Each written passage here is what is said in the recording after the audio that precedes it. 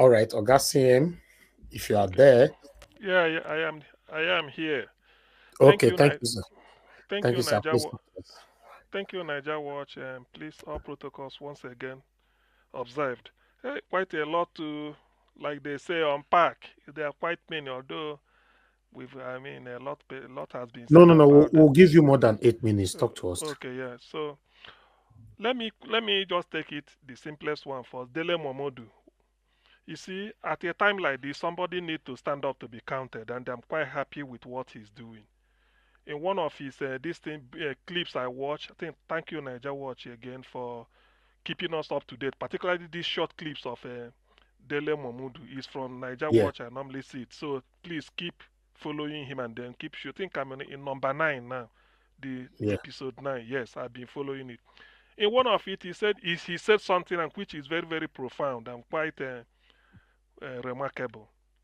He said you don't become somebody's friends only to benefit from the person. You find a way of assisting the person. He said those that Tinubu surrounded himself with failed him.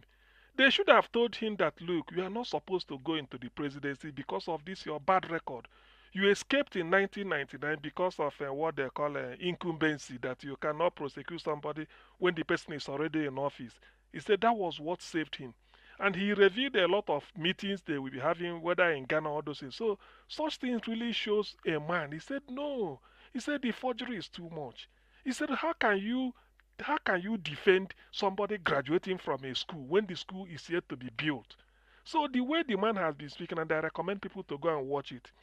The fact he won my heart because what makes a good friend is not really coming to drink wine with you or eat with you. It's a time that when you are in difficulty, the person will call you and say, "Look, you are guilty, or this is what should be done, or shouldn't do this." It may sound very bad to hear that or not encouraging, but that is the truth. So Dele Mamudu, what he said, he may stand alone, like he's saying, but he's not afraid, and he has using it to throw a challenge that anybody can go and verify his life. So that is about that. I'm quite happy with it, and I will be following it up because it's revealing quite a lot. Now, Babachir Lawal is people see him as former secretary to the federal government. Yes, that's what his official position. Babachir Lawal is the voice of Christians in northern Nigeria. I think he's a pastor and evangelist. People don't know. When I started taking close, interest about the man was when he left office and what he was saying, even before the election.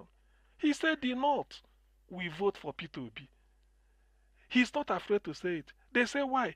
He said, look, already, if you needed a vice president to stand a chance, despite the nonsense APC made, they could have taken a Christian from the North. But for you now to rub it in their face that you must take a Muslim, they must vote for you, and he said, no, it won't work. He said, besides, nobody can vote for APC. He said, P2B is a breath of fresh air. Look at, he was comparing them. I'm not making it up. He analyzed it. So since then, I started taking interest. That was before the election.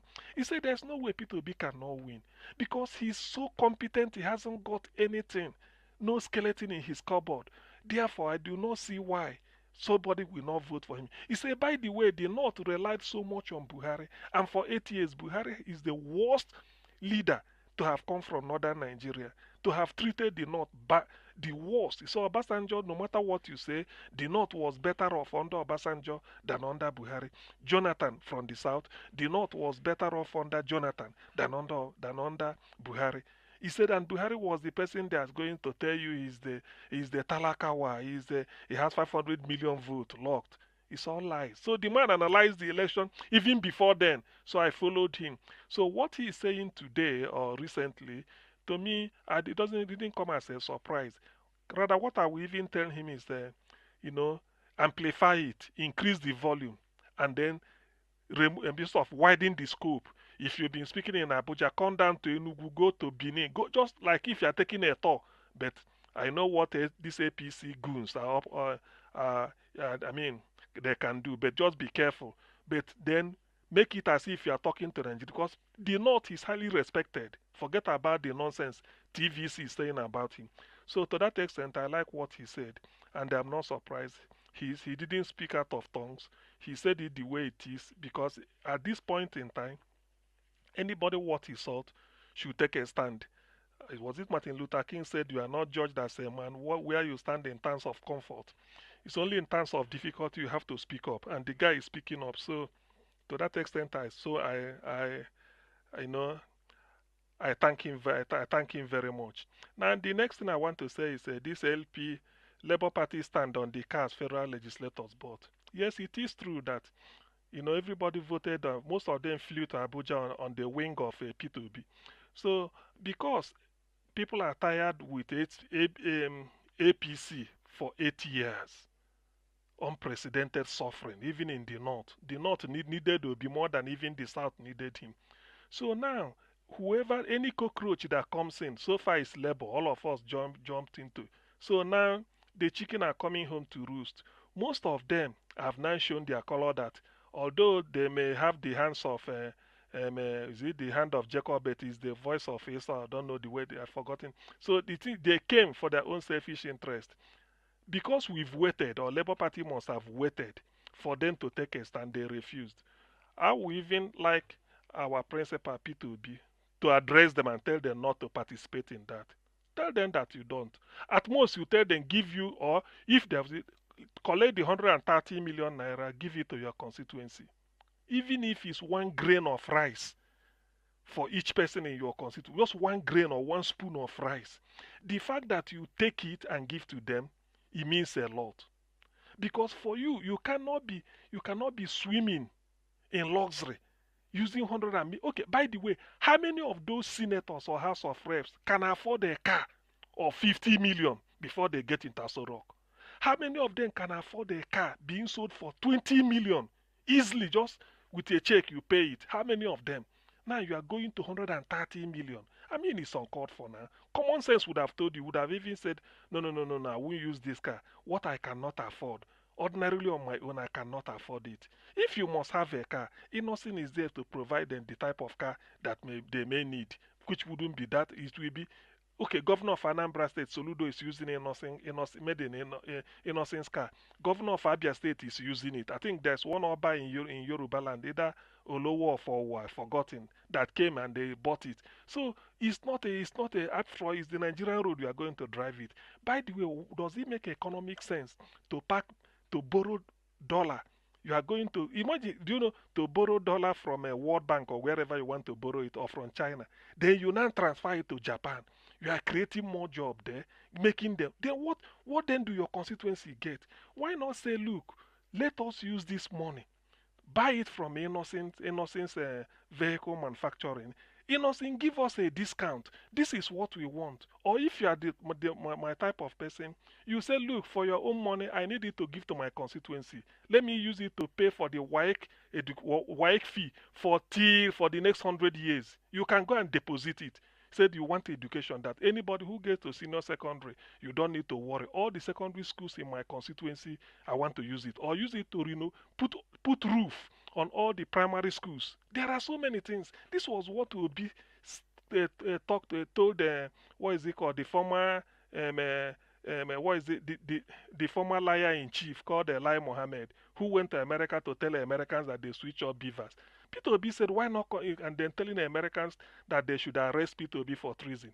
Peter said, I'm in Onitsha here with you. Why not send them to me? Then you pay maybe executive, what is it called, business class ticket to New York or to somewhere in America. Wasted the money, but that money can be able to build 6 primary schools in your locality. That is what matters. That is what the president of Zambia, Hichilema, said before he said he won't contest for second term. He said they are approving $1.something million for him for car. He said, for what? The one he's using is still motorable. Why? He said, rather than give him this money, let them use it to build toilet in every market in there. You know, when people say this, there are good people. So I expect I expect Mr. P2B to stand up and tell them. Because at this point, it's only what you say that people will listen. Tinubu has gone to oblivion. They say he's bedridden. Maybe good riders to bad rubbish. That's good. So then Atiku is always a fair game. Leave him aside. The people will listen to you. So call a press conference the way you did on a Chicago certificate. Call the Labour Party, address them, members of the federal legislature. Tell them that morally they shouldn't take it. Look at the level of poverty in Nigeria. Look, how many bags of rice at 60,000? How many bags of rice do you think you can buy with 130 million naira? What are they talking? So do not participate in it, because you are going to, if you reject it, probably the government will take it back. Let the money go to your constituency. You can assign that, look, give my own should go to my constituency, so that the people will have a feel that yes, you are really there for them. I think this is what P2B and Julius Abure, they should put heads together and then see what they must have to take a stand. At this point in time, we need P2B to speak. Now, the next thing I want to talk about is Justice Samani's prostate cancer disease. To be honest with you, when some people talk, the way to manage prostate cancer, I've done a review on it. That's what they call prostate specific antigen (PSA). Prostate cancer is to men what breast cancer is to women. Unless breast cancer has changed, then cervical, I think either breast number one or cervical, but I think breast number one. So the number one cancer in men is prostate cancer. And immediately you are above 40, it's not that it will start, but you start checking it. There's a range that if you are between 40 to 50, there's a range for PSA from 50 to 60 there is.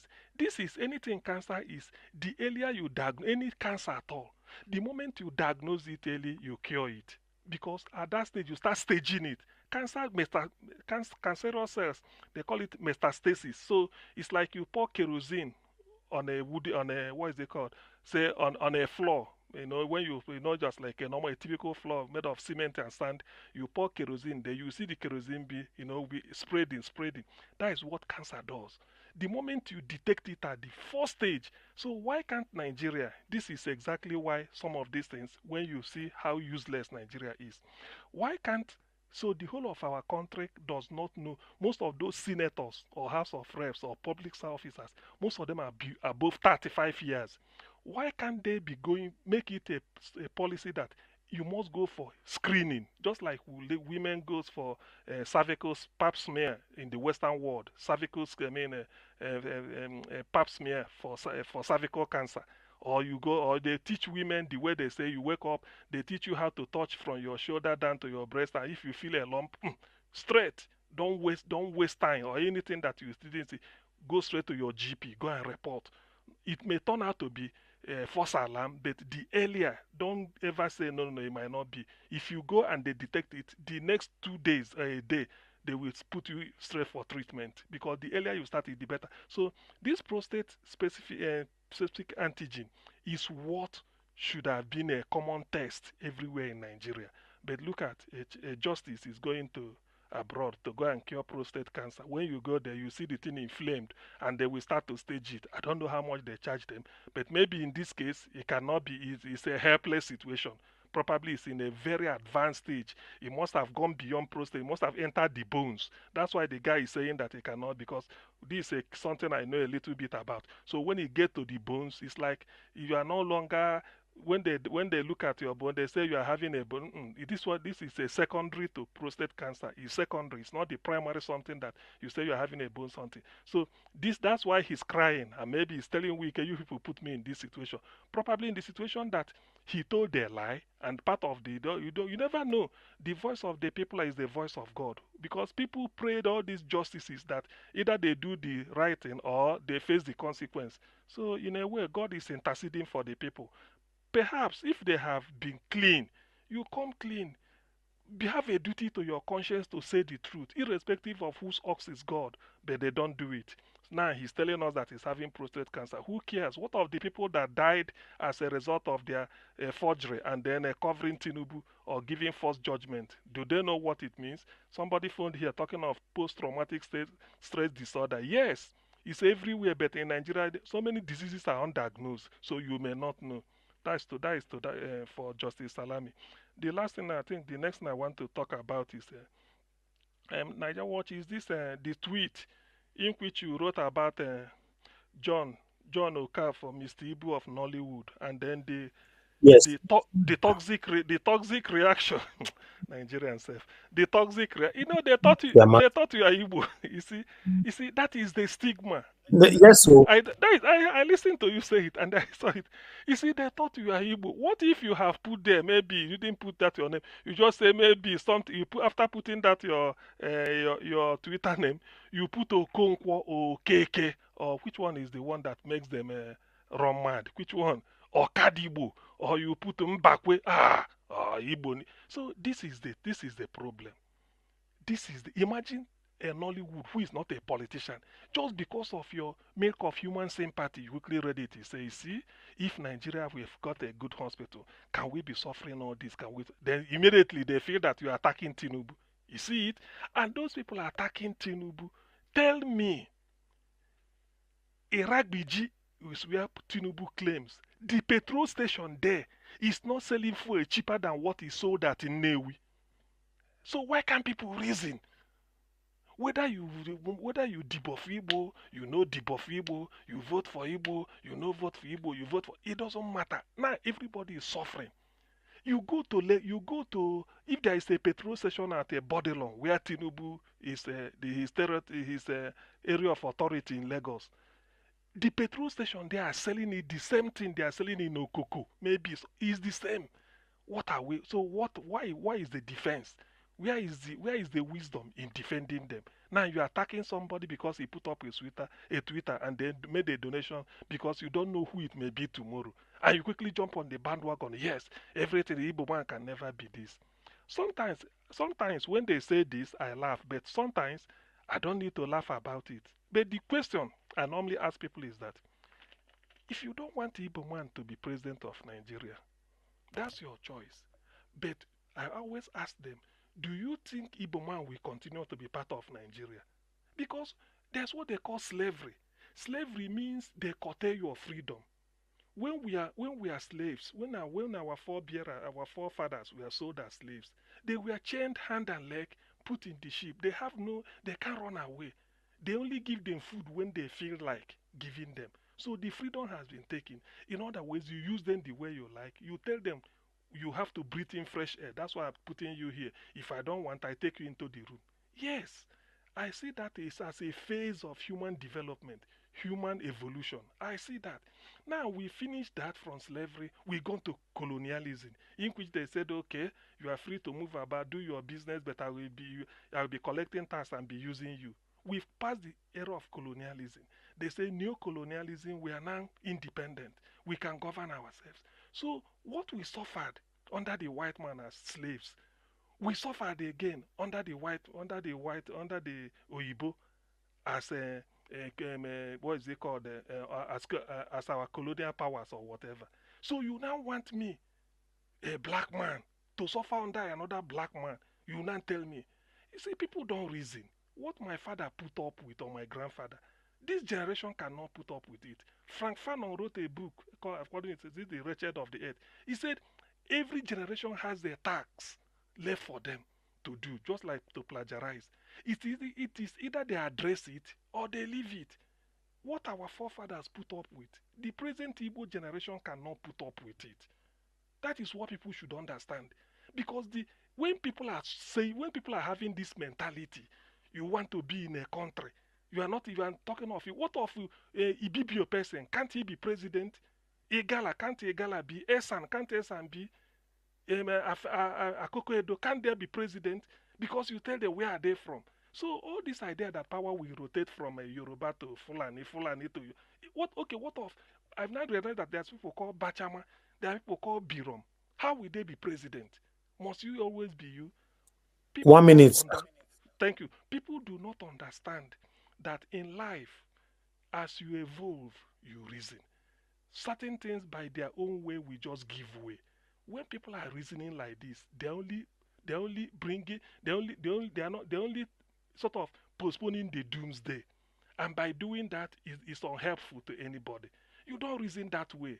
If all of us, the problem with Nigeria is that we are different people in Nigeria, and people do not want us to have equal stake. You can't lord it over my grandfather, lord it over my father, and feel that I can stomach it. But it's not like that. If what happens to my father what happened to my grandfather happened to my father and is happening to me, it then means that my generation they've not got a child. That is just the meaning of it. You cannot continue like this. It's either they allow P2B to take over quietly and then start to repair Nigeria like he promised before. It wasn't quite definite. He said, oh, he will turn Nigeria around in 4 years. He was not even saying 8. He's saying 4 years I will turn Nigeria around. He said it, and I heard him say it. It's either they allow him to turn Nigeria around or it will be to your tent, to Israel. But how it's going to happen, well, I wish I know. Thank you very much, NAIJA Watch.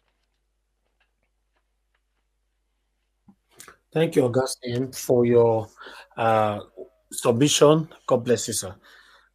We are getting there. We are getting there because the way everything is looking right now, these guys, we are not the one under pressure right now. Nigerians are not the one under pressure. It looks like Tinubu and his cabinet, they are all under pressure. You know how you feel now when you thief from somebody, and except you don't have a heart. So they are the one under pressure. So let's see what the FBI is going to be revealing in the next couple of days. So there are more. So thank you everybody right there. I appreciate you all, my people. Wait, NAIJA Watch. So which, sorry, yeah. I just 1 minute. So which means which means they are building a war room, a situation room for FBI. So exactly. That whatever FBI said in 25,000 pages or whatever, the first installment, whatever they said, they will start to issue their own distance. Is that why you were elected? Let me concede that you were elected. Is that why you were elected? Have you addressed the issue of power supply? Have you addressed the issue of insecurity? Have you addressed the issue of economy that is crumbling? Have you addressed the issue of strikes looming everywhere? Have you had so many? So you are talking of how to set up a war room for FBI. It's situation room for lies. Situation room for lies. Very strange. These people. Let's see how they will manage to get away with everything. Let's see it. Thank you.